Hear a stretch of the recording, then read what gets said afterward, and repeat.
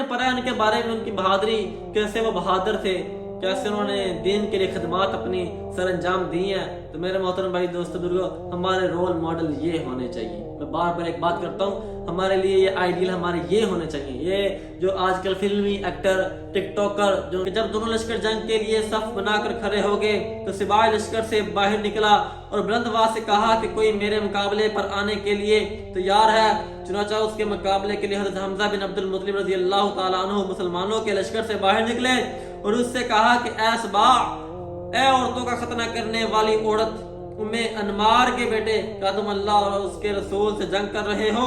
پھر حضرت حمزہ نے سبا پر ایک زوردار حملہ کر کے اسے ایسے مٹا دیا جیسے کہ گزرا ہوا دن ہوتا ہے۔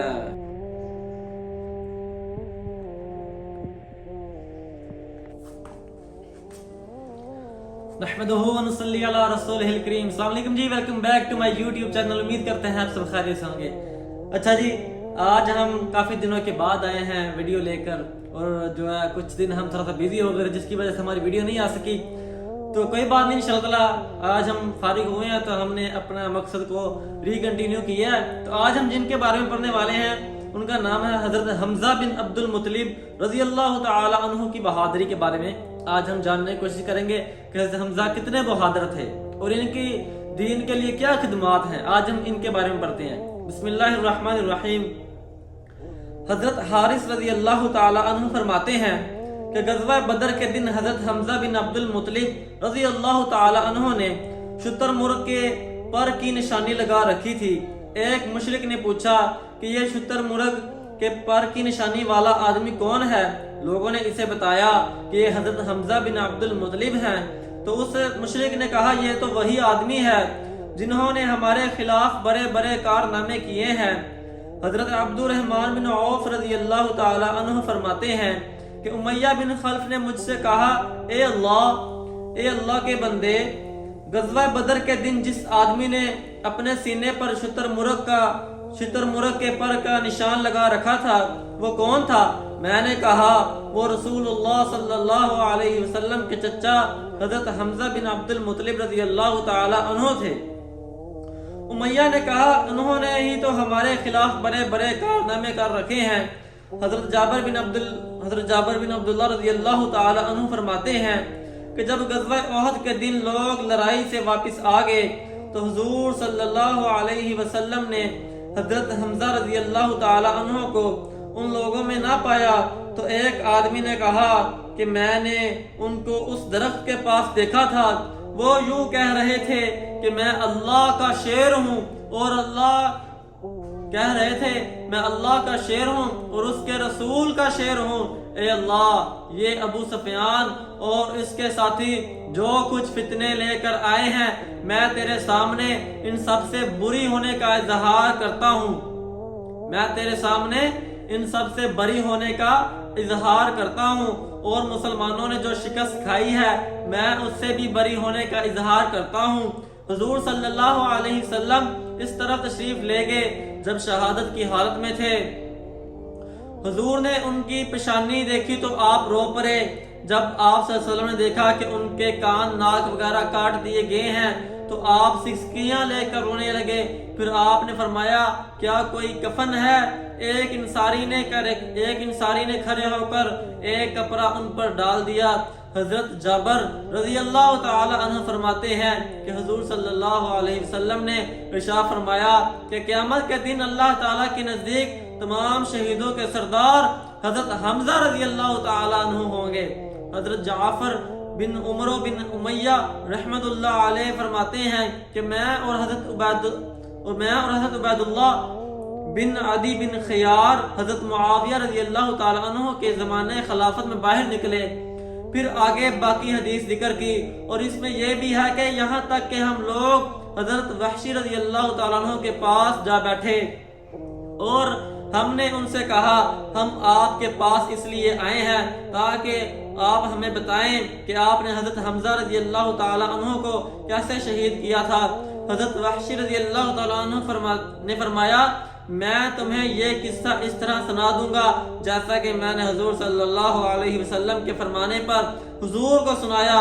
جب قریش جنگ احد کے لیے چلے تو جبر نے مجھے سے کہا اگر تم میرے چچا کے بدلے میں محمد کے چچا حضرت حمزہ کو قتل کر دو گے تو تم آزاد ہو، اور میں ایک حبشی آدمی تھا اور حبشیوں کی طرح نیزہ پھینکا کرتا تھا اور میرا نشانہ بہت کم خطا جاتا تھا۔ میں بھی کافروں کے ساتھ اس سفر میں گیا۔ جب دونوں لشکروں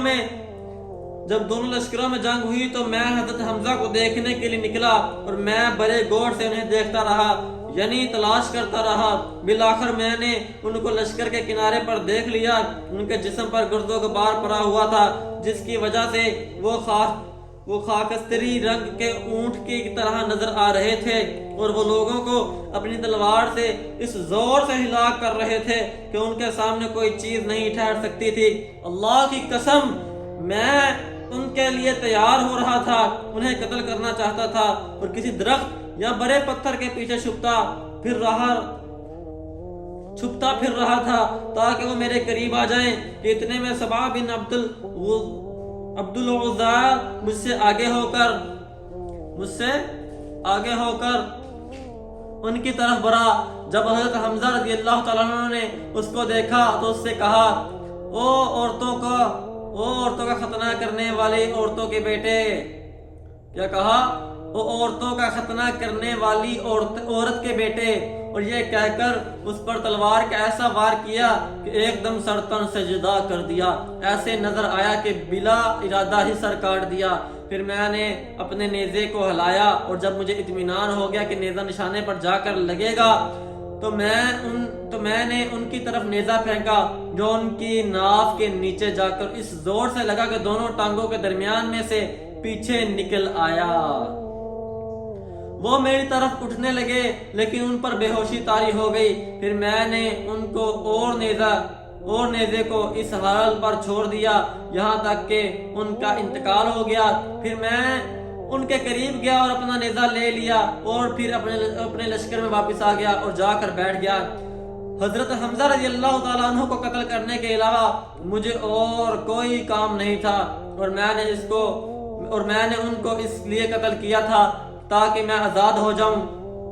چنانچہ جب میں مکہ آیا تو میں آزاد ہو گیا، پھر میں وہیں ٹھہرا رہا یہاں تک کہ جب حضور نے مکہ کو فتح کر لیا تو میں بھاگ کر طائف چلا گیا اور وہاں جا کر ٹھہر گیا۔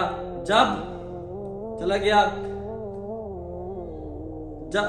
طائف کا دفاع مسلمان ہونے کے لیے حضور صلی اللہ علیہ وسلم کی خدمت میں گیا تو سارے راستے مجھ پر بند ہو گئے، اور میں نے کہا کہ شام چلا جاؤں یا یمن یا کسی اور جگہ۔ میں ابھی اسی سوچ میں تھا کہ ایک آدمی نے مجھ سے کہا تیرا بھلا ہو، اللہ کی قسم جو بھی کلمہ شہادت پڑھ کر حضرت محمد صلی اللہ علیہ وسلم کے دین میں داخل ہو جاتا ہے، حضرت محمد صلی اللہ علیہ وسلم اسے قتل نہیں کرتے ہیں۔ جب اس آدمی نے یہ بات مجھے بتائی تو میں طائف سے چل پڑا یہاں تک کہ میں مدینہ حضور کی خدمت میں پہنچ گیا۔ حضور کو میرے آنے کا پتہ نہ چلا، بلکہ جب میں آپ کے سرہانے کھڑا ہو کر کلمہ شہادت پڑھنے لگا تو آپ صلی اللہ علیہ وسلم ایک دم چونکے۔ جب آپ نے مجھے دیکھا تو فرمایا کیا تم وحشی ہو؟ میں نے کہا یا رسول اللہ جی ہاں۔ آپ نے فرمایا بیٹھ جاؤ اور مجھے تفصیل سے بتاؤ کہ تم نے حضرت حمزہ رضی اللہ تعالیٰ عنہ کو کیسے قتل کیا تھا۔ چنانچہ میں نے سارا واقعہ حضور کو اسی طرح سنایا جس طرح میں نے تم دونوں سے بیان کیا۔ جب میں سارا واقعہ بیان کر چکا تو آپ نے مجھ سے فرمایا تیرا بھلا ہو، تم اپنا چہرہ مجھ سے چھپا لو، میں آئندہ تمہیں کبھی نہ دیکھوں، یعنی تم سامنے مت آیا کرو، اس سے میرے چچا کے قتل کا غم تازہ ہو جاتا ہے۔ چنانچہ حضور صلی اللہ علیہ وسلم جہاں ہوا کرتے تھے میں وہاں سے ہٹ جایا کرتا تھا تاکہ حضور کی نظر مجھ پر نہ پڑے، اور حضور کی وفات تک میں ایسا ہی کرتا رہا۔ جب مسلمان یمامہ والے مسلم کذاب سے مقابلے کے لیے چلے تو میں بھی ان کے ساتھ گیا، اور میں نے اپنے جس نیزے سے حضرت حمزہ کو شہید کیا تھا اس نیزے کو بھی ساتھ لے گیا۔ جب دونوں لشکروں میں لڑائی شروع ہوئی تو میں نے دیکھا کہ مسلمہ کھڑا ہوا ہے اور اس کے ہاتھ میں تلوار ہے اور میں اس کو پہچانتا نہیں۔ میں اسے مارنے کی تیاری کرنے لگا اور دوسری طرف سے ایک انصاری آدمی بھی اسے مارنے کی تیاری کرنے لگے۔ ہم دونوں اس کو قتل کرنا چاہتے تھے۔ چنانچہ میں نے اپنے نیزے کو حرکت دی۔ جب مجھے پورا اطمینان ہو گیا کہ نیزہ نشانے پر لگے گا تو وہ نیزہ میں نے اس کی طرف پھینکا جو اسے جا کر لگا، اور انصاری نے بھی اس پر حملہ کیا اور اس پر تلوار کا بھرپور وار کیا۔ تمہارا رب ہی زیادہ جانتا ہے کہ ہم دونوں میں سے کس نے اسے قتل کیا ہے۔ اگر میں نے اسے قتل کیا ہے تو پھر میں ایک تو وہ آدمی قتل کیا ہے جو حضور صلی اللہ علیہ وسلم کے بعد تمام لوگوں میں سب سے زیادہ بہترین تھا۔ پھر سے یہ لائن دوبارہ پڑھتے ہیں تاکہ سمجھ آپ اچھی طریقے سے آئے۔ تمہارا رب ہی زیادہ جانتا ہے کہ ہم دونوں میں سے کس نے اسے قتل کیا ہے۔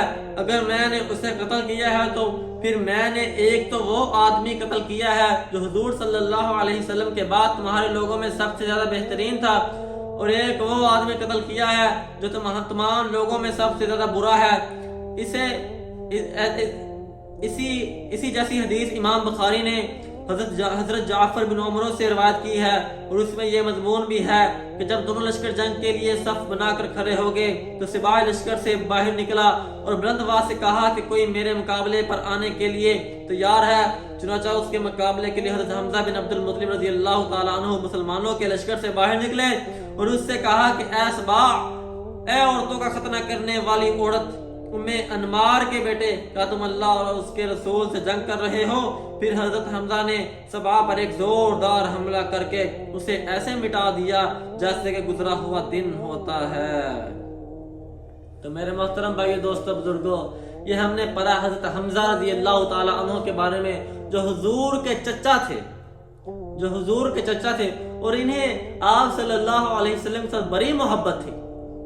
تو یہ ہم نے پڑھا ان کے بارے میں، ان کی بہادری، کیسے وہ بہادر تھے، کیسے انہوں نے دین کے لیے خدمات اپنی سر انجام دی ہیں۔ تو میرے محترم بھائی، دوستو، بزرگوں، ہمارے رول ماڈل یہ ہونے چاہیے۔ میں بار بار ایک بات کرتا ہوں، ہمارے لیے یہ آئیڈیل ہمارے یہ ہونے چاہیے۔ یہ جو آج کل فلمی ایکٹر، ٹک ٹاکر جو ننگا ناچتے ہیں ادھر، ہم نے ان کو اپنا آئیڈیل بنایا ہوا ہے۔ حتیٰ کہ میں کیا بتاؤں، میں ایسی سی باتیں ہیں بندہ شیئر بھی نہیں کر سکتا کسی کے ساتھ۔ تو میرے بھائیو، بات سمپل اور سادی یہی ہے، اور کامیابی بھی یہی ہے کہ ہم ان کے نقشے قدم پر چلیں۔ مجھے اللہ کی ذات سے بڑی امید ہے ایک نہ ایک دن فلاح کو پہنچ جائیں گے۔ تو مجھے امید ہے آپ کی اس ویڈیو سے بہت کچھ چیزیں ایسی ہوں گی جو سیکھنے کی ملی ہوں گی۔ اگر ہماری ویڈیو اچھی لگی ہے تو چینل کو سبسکرائب کریں، بیل آئیکن کے بٹن کو پریس کریں تاکہ ہماری ہر نئی آنے والی ویڈیو آپ تک بر وقت پہنچتی رہے۔ تو ملتے ہیں آپ کے ساتھ اسی طرح کی ایک نئی ویڈیو میں، تب تک اللہ حافظ۔